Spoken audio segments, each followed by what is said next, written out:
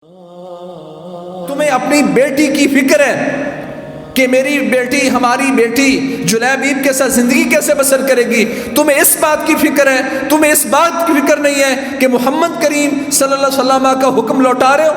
کہ اس کا جواب دو، رشتہ کس نے مانگا ہے اور اللہ کے نبی کے حکم کو واپس کرو گے؟ بیٹی نے والدین کو لاجواب کر دیا، سوچنے لگے کہ رشتہ تو رسول اللہ صلی اللہ علیہ وسلم نے مانگا ہے، ہم تو رشتہ دیں گے تو پیارے پیغمبر کے منہ کے لیے، آپ کے مشورے اور حکم سے۔ مسجد نبوی میں درس دینے والے یہ امام، معلم، مدرس سعید المسیب رحمہ اللہ نے دیکھا کہ ان کی مجلس میں آنے والا ایک نوجوان ابو وداع کئی دنوں سے حاضر نہیں ہو رہا۔ پوچھا، کسی کو خیر خبر بھی نہیں ہے کہ اس کے ساتھ کیا ہوا، وہ درس حدیث کے لیے کیوں نہیں آ رہا؟ تو کہنے لگے جی میری بیوی فوت ہو گئی تھی، اس کے کفن دفن میں لگا رہا، اس لیے میں کئی دن درس حدیث کے لیے نہیں آ سکا۔ سبھی لوگ چلے گئے تو ایک میں باقی رہ گیا تھا، تو مجھے استاد جی نے بلایا۔ فضیلت الشیخ مفتی عبداللطیف، اسلامک اسکالر۔ وَأَنكِحُوا الْأَيَامَ مِنكُمْ وَالصَّالِحِينَ مِنْ عِبَادِكُمْ وَإِمَائِكُمْ إِنْ يَكُونُوا فُقَرَاءَ يُغْنِهِمُ اللَّهُ مِنْ فَضْلِهِ وَاللَّهُ وَاسِعٌ عَلِيمٌ۔ انسان کی ابتدا ایک مرد اور عورت سے ہوئی ہے، اور مرد اور عورت کے انتخاب میں بنیادی کردار ہے بچوں کے مستقبل کا۔ جب بھی کسی بھی لڑکے یا لڑکی کی شادی طے کی جاتی ہے تو کسی بات پر طے ہوتی ہے، یہ لڑکا خوبصورت ہے، کاروبار اچھا ہے، کھاتا پیتا ہے، حسب و نسب اس کا اچھا ہے، دینداری بھی ہے اس میں۔ اب جب دینداری بھی ہے اس میں تو اس کا مطلب ہے کہ آپ نے دین کی بنیاد پر اس سے شادی نہیں کی۔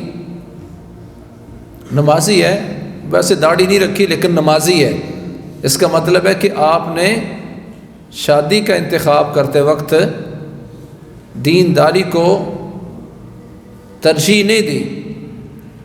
لڑکی خوبصورت بھی ہے، قرآن بھی پڑھی ہے، نمازیں بھی پڑھتی، بس پردہ نہیں کرتی، تو اس کا مطلب کیا ہمیں سمجھ نہیں آتی؟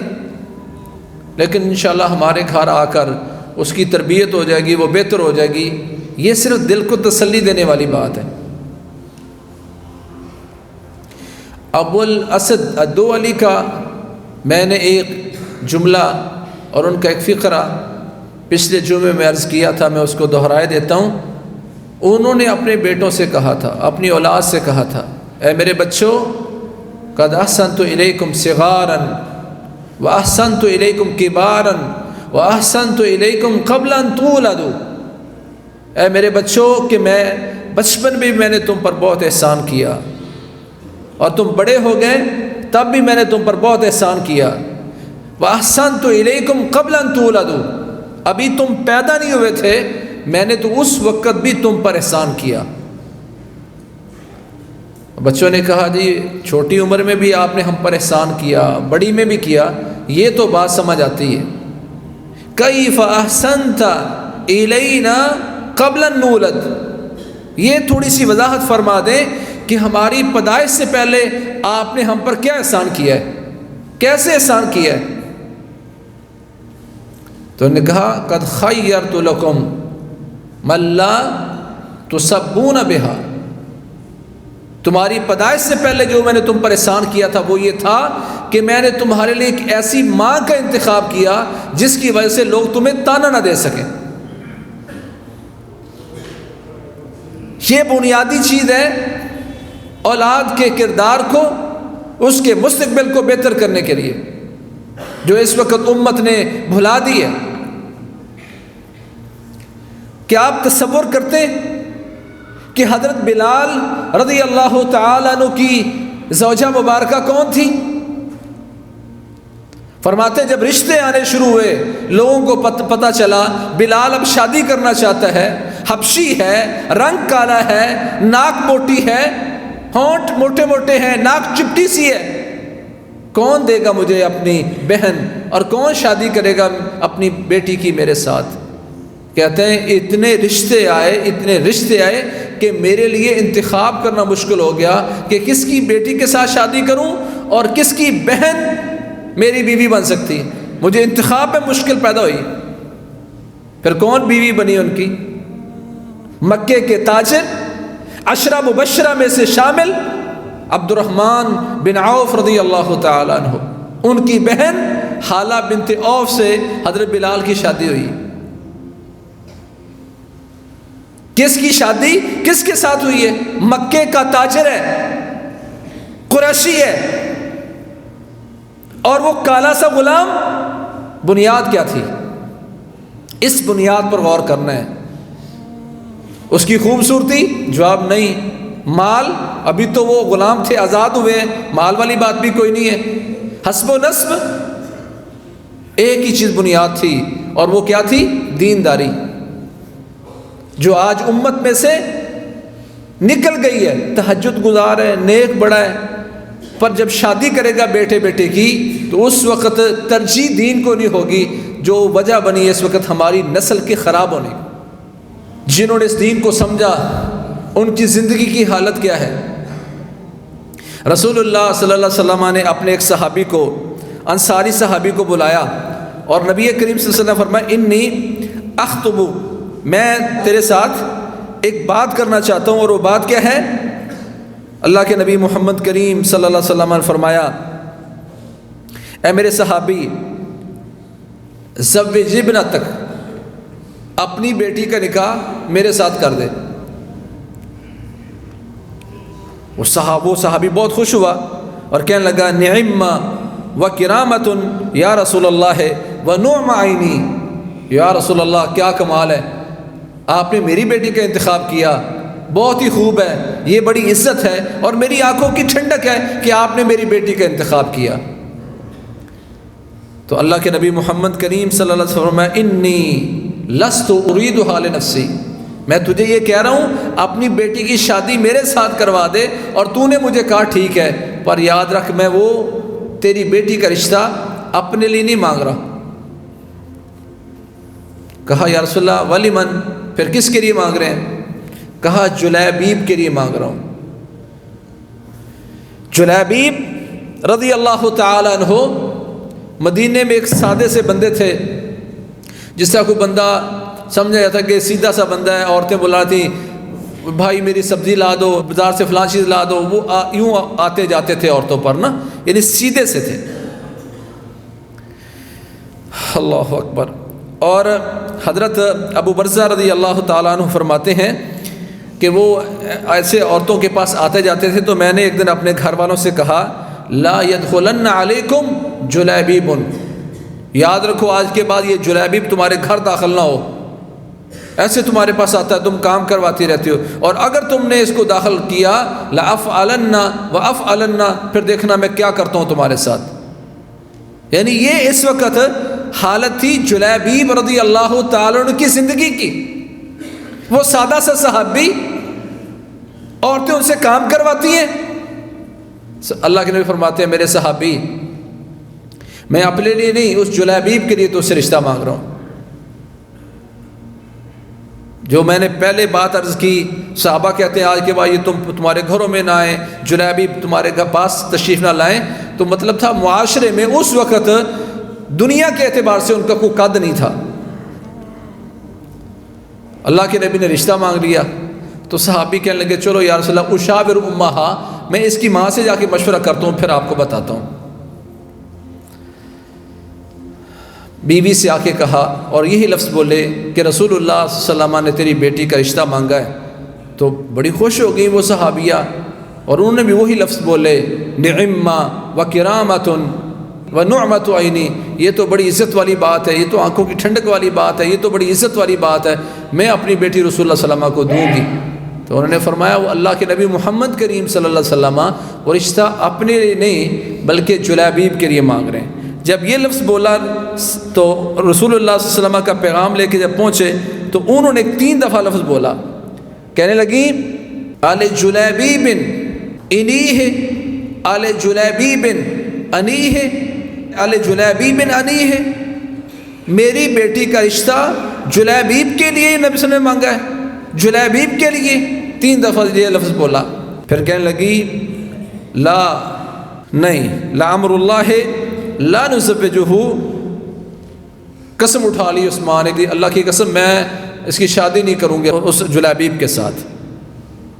مجھے فلاں فلاں کے رشتے آئے تھے، اتنے امیروں نے رشتے مانگے تھے، میں نے ان کو اپنی بچی نہیں دی تو میں جلیبیب کو دوں گی. اب وہ صحابی رسول اللہ صلی اللہ علیہ وسلم کو جواب دینے کے لیے جب وہاں سے نکلے تو ان کی بیٹی نے پوچھا اتردون علی رسول اللہ صلی اللہ علیہ وسلم امرا، پوچھا اس بیٹی نے من خطبنی الیکم، تمہیں منگنی کا پیغام کس نے بھیجا ہے، تم سے رشتہ کس نے مانگا ہے؟ ماں باپ نے کہا رسول اللہ صلی اللہ علیہ وسلم نے. اتردون علی رسول اللہ صلی اللہ علیہ وسلم امرا، تمہیں اپنی بیٹی کی فکر ہے کہ میری بیٹی ہماری بیٹی جلیبیب کے ساتھ زندگی کیسے بسر کرے گی، تمہیں اس بات کی فکر ہے، تمہیں اس بات کی فکر نہیں ہے کہ محمد کریم صلی اللہ علیہ وسلم کا حکم لوٹا رہے ہو، پیارے پیغمبر کی بات رد کر رہے ہو. کہ اس کا جواب دو، رشتہ کس نے مانگا ہے اور اللہ کے نبی کے حکم کو واپس کرو گے؟ بیٹی نے والدین کو لاجواب کر دیا. سوچنے لگے کہ رشتہ تو رسول اللہ صلی اللہ علیہ وسلم نے مانگا ہے، ہم تو رشتہ دیں گے تو پیارے پیغمبر کے منہ کے لیے، آپ کے مشورے اور حکم سے.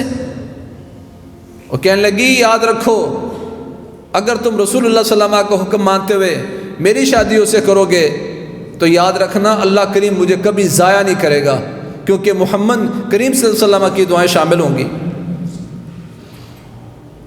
بیٹی خوبصورت تھی، حسب و نسب والی ہے. جلیبیب معاشرے کے دنیا کے اعتبار سے کوئی بہت بڑے نہیں سمجھا جاتے تھے. کہاں گئی ہماری وہ بیٹیاں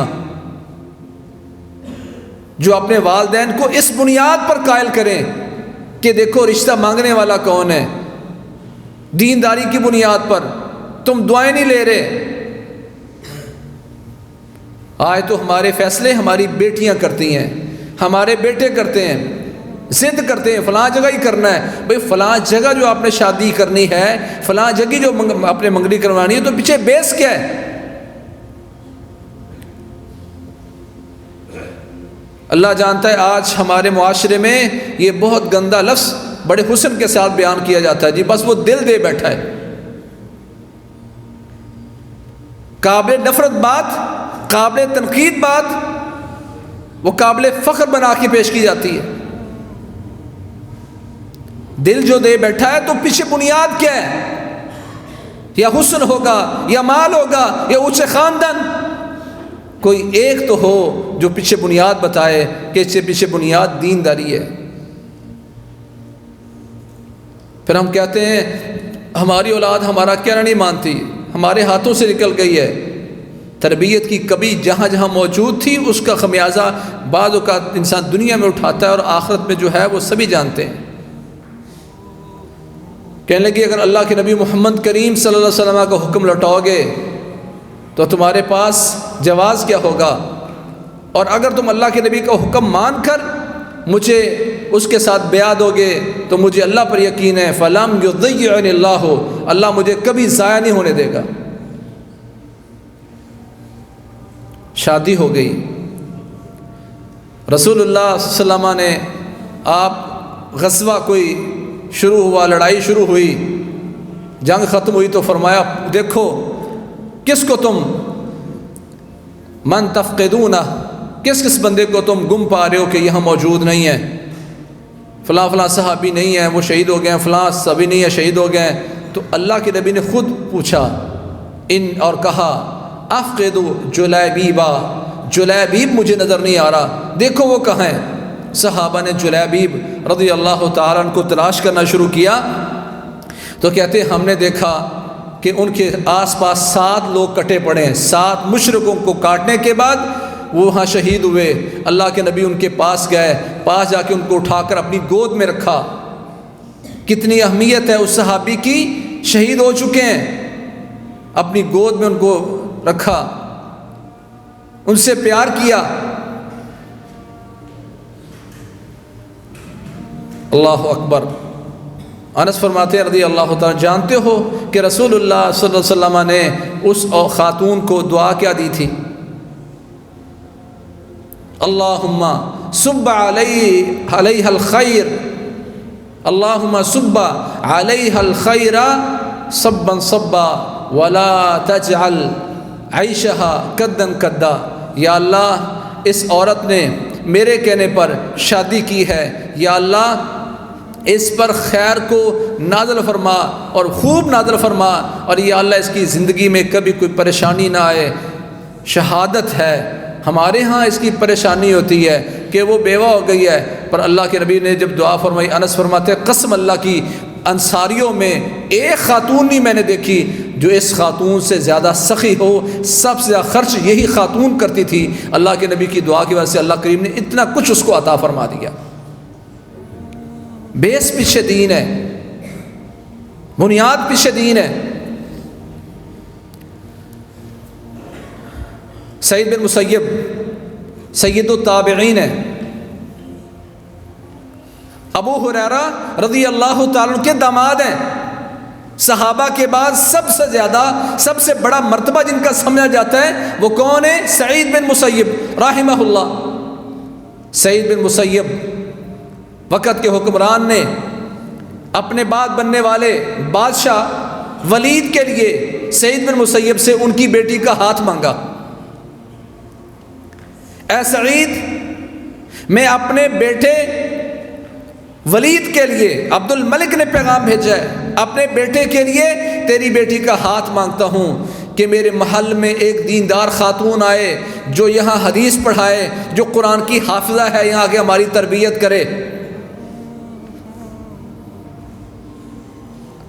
ذرا ہم اپنے آپ کو کچھ اس مقام پر رکھ کے سوچیں کہ ایک بڑے جاگیردار، کسی ایم پی اے، ایم این اے، کسی وزیر یا ایسے اوپر صدر تک کسی بندے کا اگر ہمیں پیغام مل جائے کہ تمہاری بیٹی کا رشتہ میں اپنے بیٹے کے لیے مانگتا ہوں، تو ہم بھی ایک دفعہ بدل جائیں گے۔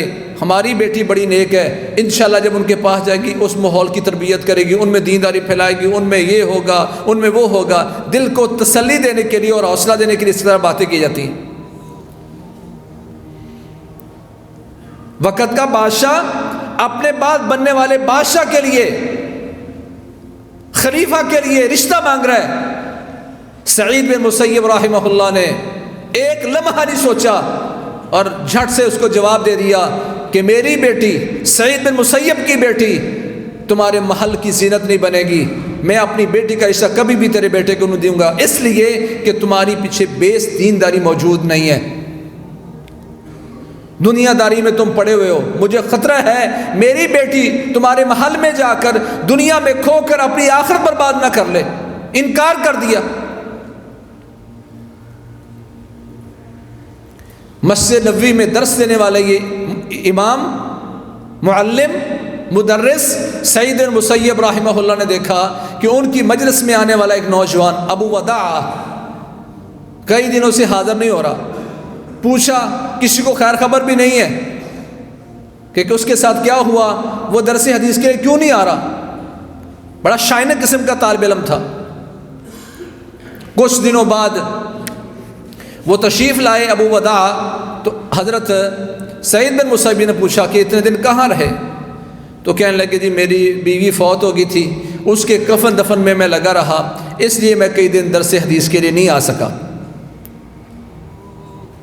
کہتے اتنی بات انہوں نے پوچھی، درس حدیث ہوا، سبھی لوگ چلے گئے تو ایک میں باقی رہ گیا تھا، تو مجھے استاد جی نے بلایا، کہا اتريد ان تتزوج، شادی کرنا چاہتے ہو؟ تو میں نے کہا استاد جی من یزوجنی ابنتہ وانا شاب نشأ یتیما وعاش فقیرا لا املک شیئا غیر درہمین اور ثلاثۃ دراہم۔ استاد جی میرے ساتھ کون شادی کرے گا اپنی بیٹی کی، کہ میں تو ایک ایسا نوجوان ہوں جو یتیم پیدا ہوا تھا، فقیری کی زندگی بسر کر رہا ہوں، میرے پاس سوائے 2 یا 3 درہم کے کچھ بھی نہیں ہے، کون شادی کرے گا میرے ساتھ اپنی بیٹی کی؟ تو سعید بن مسیب رحمہ اللہ فرمائے لگے انا ازوجک ابنتی، ابو وداع میں تجھے اپنی بیٹی دوں گا، میں اپنی بیٹی کی شادی تیرے ساتھ کروں گا۔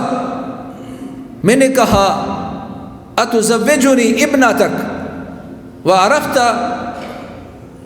ما عرفت، استاد جی جب تمہیں ہر بات کا پتہ چل گیا، آپ کو ہر بات کا علم ہو گیا، اس کے بعد بھی آپ میری بیٹی، اپنی بیٹی میرے ساتھ شادی میں بیوی بنا کے دیں گے؟ آپ میری شادی اپنی بیٹی سے کریں گے؟ کہا ہاں، نحن اذا اتانا من نرضى خلقه ودینہ فنزوجہ، ہمارے ہاں ہمارے اسلاف میں طریقہ یہی تھا کہ جب ہمارے پاس ایک ایسا نوجوان موجود ہوتا جس کا دین اور اخلاق ہمیں اچھا لگتا، ہم اس کے ساتھ شادی کر دیا کرتے تھے۔ تیرا دین اور اخلاق میرے سامنے اچھا ہے، تو طلب حدیث میں بہت اچھا ہے، تیرا اس دین اور اخلاق دیکھ کر میں اپنی بیٹی کی شادی تیرے ساتھ کرنا چاہتا ہوں۔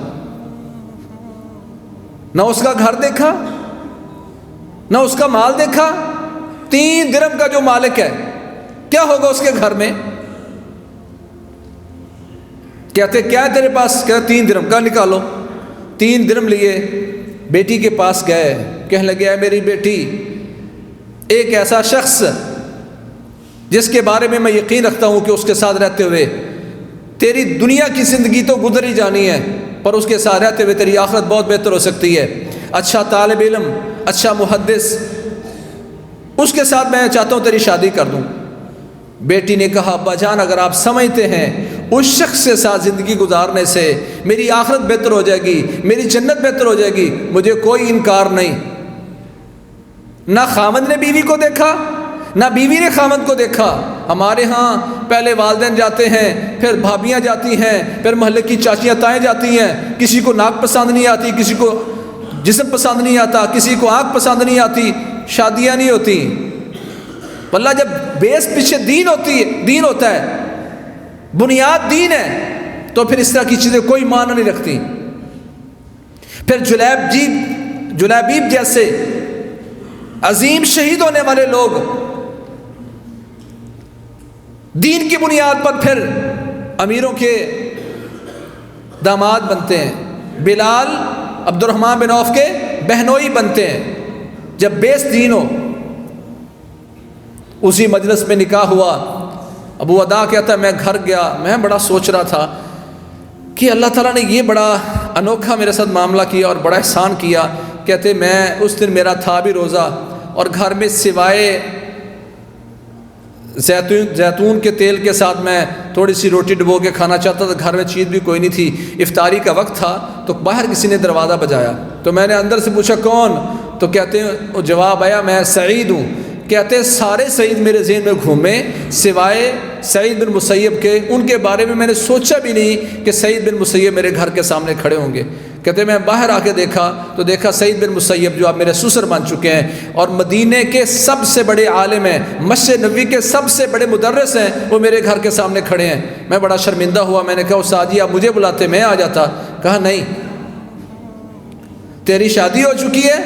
اور پیچھے سے اپنی بیٹی کو کہا اے میری بیٹی، جو پیچھے بیٹی کھڑی ہے حضرت ابو وداع کی اہلیہ زوجہ مبارکہ، اس کو بسم اللہ پڑھ کے گھر کے اندر چھوڑ کے چلے گئے۔ کہنے لگے مجھے اچھا نہیں لگا کہ تیری شادی ہو چکی ہو اور تو بغیر بیوی کے ایک دن بھی گزارے، ایک رات بھی گزارے۔ جن لوگوں کے سامنے دین ہوتا ہے وہ اس طرح کی بنیادیں بناتے ہیں۔ نکاح کر کے سال رخصتی نہیں کی جاتی، شرعاً والدین مجرم ہیں جو بلا جواز یوں کرتے ہیں۔ کہتے میں ان کو گھر لے آیا، میں اپنے گھر کی چھت پر چڑھا تو میں نے محلے میں آواز لگائی، لوگو ابو وداع کی شادی سعید بن مسیب نے اپنی بیٹی سے کر دی۔ آگے سے ہنسنے کی آوازیں بھی آئیں، لوگوں نے کہا ابو وداع تیرا دماغ ٹھیک ہے؟ سعید بن مسیب نے اپنی بیٹی کا نکاح اس بندے سے نہیں کیا تھا جو بعد میں بادشاہ بننے والا تھا، ولید کو انکار کر دیا، تجھ جیسے فقیر سے وہ شادی کرے گا؟ کہا ہاں انہوں نے ان سے شادی کی ہے اور اس وقت اپنی بیٹی کو میرے گھر چھوڑ کے گئے ہیں، بھیجو اپنی عورتوں کو تاکہ آ کے تھوڑا سا اس کے ساتھ بیٹھیں، اس کے ساتھ گھلیں ملیں، میں اپنی ماں کو بلاتا ہوں۔ ماں تھوڑی سی دوسرے فاصلے پر رہتی تھی، اماں جان تشریف لائیں تو اماں نے کہا کہ میں تجھے اس کے پاس نہیں جانے دوں گی جب تک میں اس کی عزت کے مطابق اس کو بنا سنوار نہ لوں۔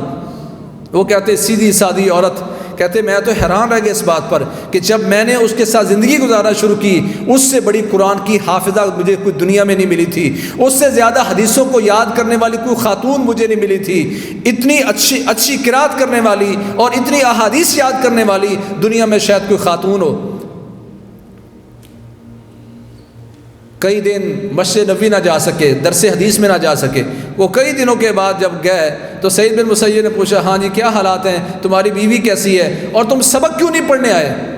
تو مسکرا کے کہتے ہیں اے استاد جی جو حدیثیں میں آپ سے پڑھنے آ رہا تھا تو میں سمجھتا ہوں اتنی ہی حدیثیں آپ نے اپنی بیٹی کو سکھائی ہیں۔ جب یہ علم کا میدان، علم کی مجلس گھر میں لگ گئی ہے تو میں آنے جانے کا جو وقت ہے میں سمجھتا ہوں یہ ضائع ہوگا، یہ ساری حدیثیں میں اب آپ کی بیٹی سے پڑھ رہا ہوں۔ کہتے ہیں اللہ کی قسم میں نے اس سے بڑھ کر